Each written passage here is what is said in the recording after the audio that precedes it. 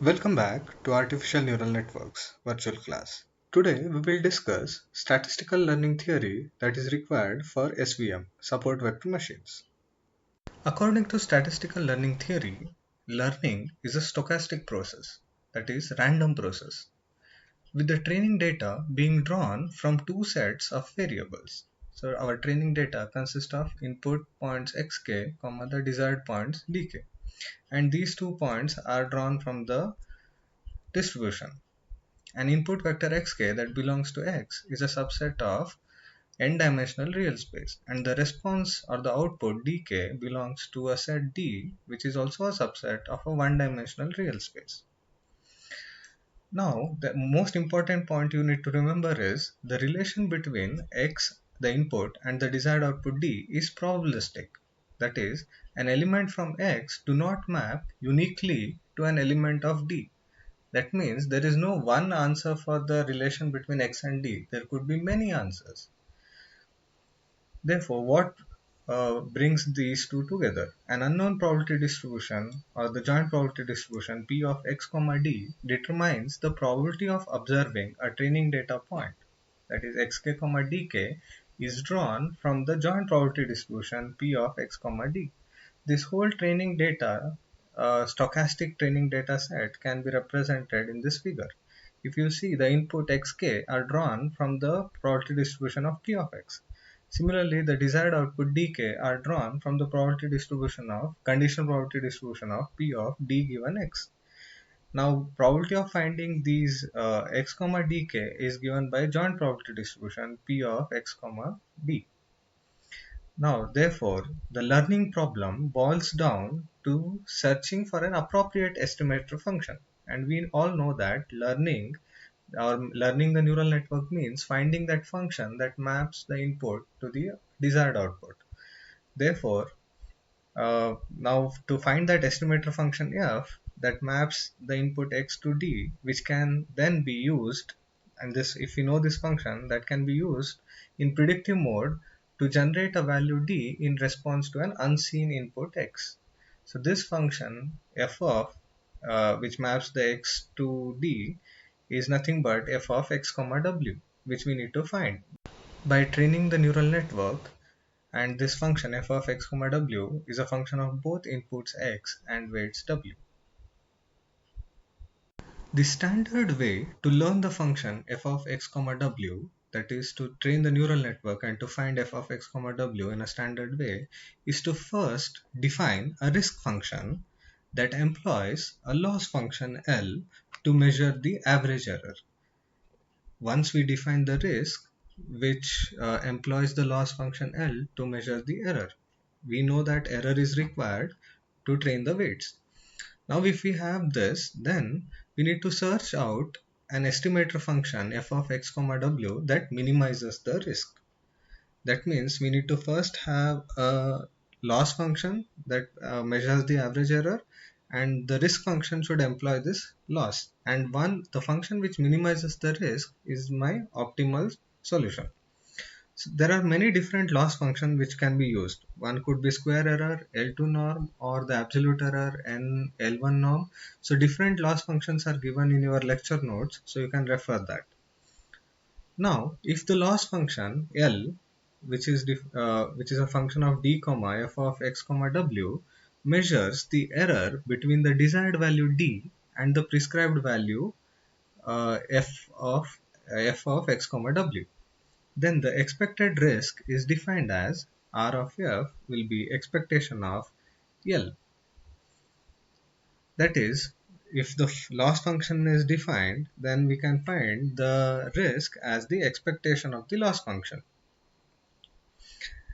Now, if the risk is defined, then we can define the optimal function f naught that minimizes the expected risk, which is given mathematically as below. F naught will be equal to f of x comma w naught is equal to the function which minimizes the R of f.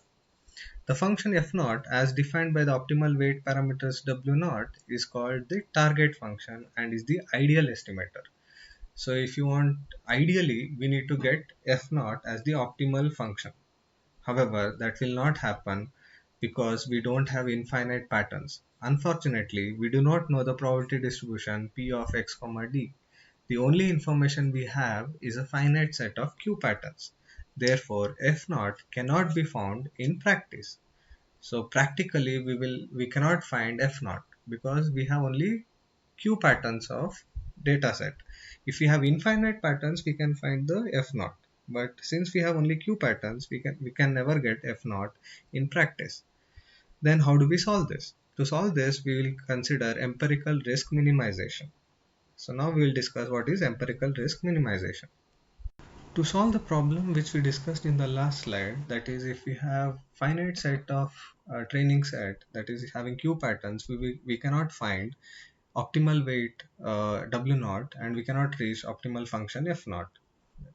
Therefore, Papnik came up with empirical risk minimization ERM principle that we can use to train the machine using limited number of data samples at hand. Like we have only Q patterns, then we will use empirical risk minimization instead of expected risk.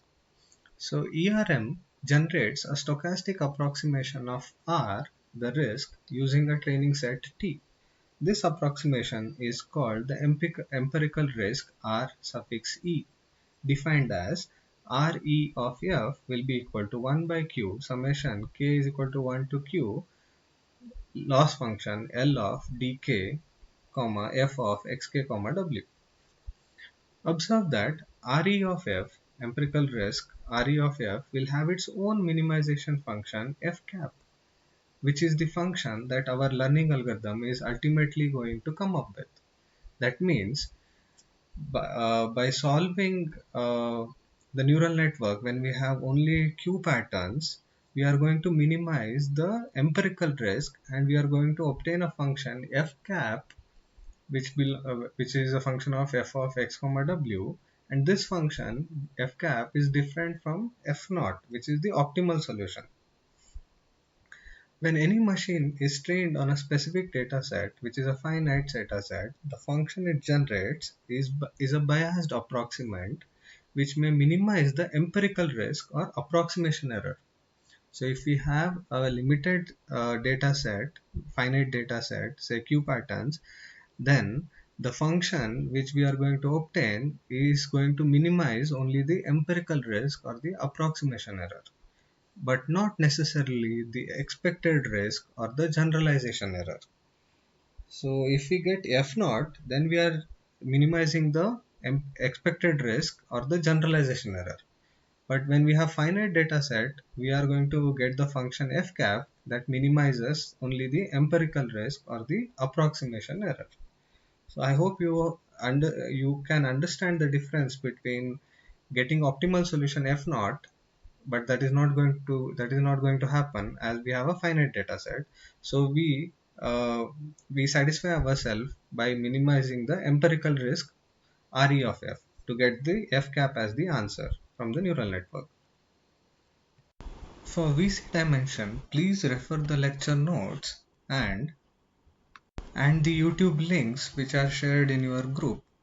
Please watch those videos and they have explained in much better way. We know from the last class we need to have a good generalization.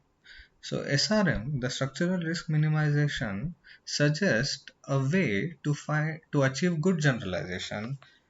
It suggests that minimize the combination of the empirical risk Re and the complexity of the hypothesis f of x comma w space. That is, we have to minimize both the empirical risk Re and the complexity of the hypothesis. So together we need to minimize, only then we can achieve the good generalization. This is what the SRM suggests. Now since the space function f where the loss L is defined is usually very large, the idea is to restrict the focus of learning to smaller space called hypothesis space. As you have seen in the first slide, where the loss function was defined, it is defined in a space which is very large, and it is very difficult to find the ideal function f naught. So we need to restrict that space to a smaller space, and those smaller space are called hypothesis space. So SRM therefore defines a nested sequence of hypothesis spaces of increasing complexities in such a way that the VC dimension Hi of Fi is finite and an element Fi in the structure contains totally bounded loss functions. This is shown in the figure given below. You can see the nested hypothesis functions with increasing complexities, where within each hypothesis space Fi, one can find the function f cap of I comma q that minimizes the empirical error over the q training patterns. That is given mathematically by fiq cap will be equal to the function which minimizes the empirical risk Re of fi comma q. That means the original loss function or the expected risk was defined in a very large space that we cannot achieve with the limited data points we have. So we need to restrict our space to smaller hypothesis function, and that in that every hypothesis space we can find a function fiq that minimizes the empirical risk Re, and that is what we need to find, and that is given, this structure is given by SRM. Note that this function fiq is different from the true minimizer of the expected risk R in Fi, because we are dealing with the smallest space. Therefore, the goal is to select an appropriate hypothesis space to match the training data complexity to model the capacity. This gives the best generalization. Therefore, what we need to do is we have to choose a proper hypothesis space that can match the training data what we have to the capacity of the neural network which we have chosen, which can give the best generalization. We need to find the function f of x comma w that can minimize the empirical risk Re in a chosen hypothesis space Fi. Therefore, there are essentially two costs associated with this learning of the underlying function. Which are those two costs? First one, by restricting the space of possible functions to be a less complex than the target space, we are introducing an approximation error EA, which can be measured by the difference in the expected risks associated with the best function f cap of I in Fi and the optimal function f naught that minimizes the R expected risk in the target space. Because we cannot find the optimal space f naught, and also we have restricted the space in which we are finding the function f of x comma w, and this space is smaller than the actual space, we introduce an error called as approximation error EA. Now note that EA depends only on the power of approximation of the hypothesis class Fi and not on the training set, and this EA is similar to the bias term of the bias variance dilemma which we discussed in the last class. So here EA is representing that bias term in that bias variance dilemma. The second one, learning from finite data minimizes the empirical risk Re in Fi and not the expected risk R that we have discussed in the last slide. This is the second source of error and is called the estimator error EE.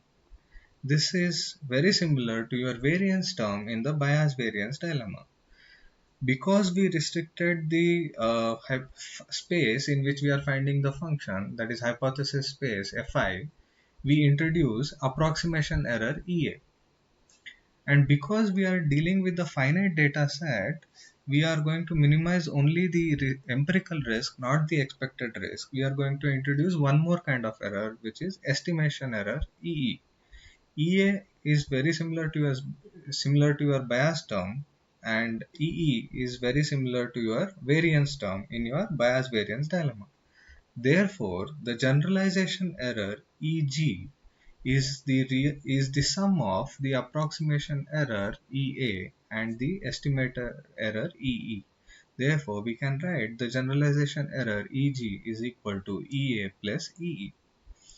And we need to minimize this generalization error, e.g., in order to get a neural network trained uh, which is trained properly, and it also tests with the unseen data and gives you a better result for the unseen data. Only then your neural network will be trained properly and will have a good generalization. Next class we will discuss SVM, support vector machine, which is built on the structural risk minimization concept. So please go through the lecture notes and also the links which I have shared to understand the VC dimension and other concepts. Thank you for watching.